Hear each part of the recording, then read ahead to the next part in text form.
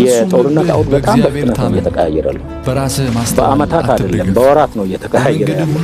ለምሳሌ ሰው አልባ ድሮ ከ4-5 ዓመት በፊት በስም ነው የምናውቀው እኛ፣ በቲዮሪ ነው ገዝተን ተጠቅመንበታል እየተዋጋን።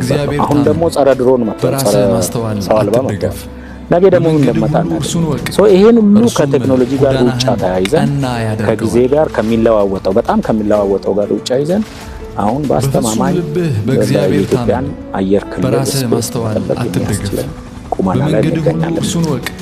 እርሱም ጎዳናህን ቀና ያደርገዋል።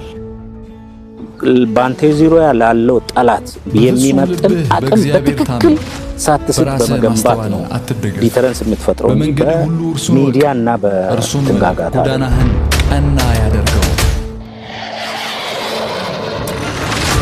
በፍጹም ልብህ በእግዚአብሔር ታመን፣ በራስህ ማስተዋል አትደገፍ። በመንገድህ ሁሉ እርሱን ወቅ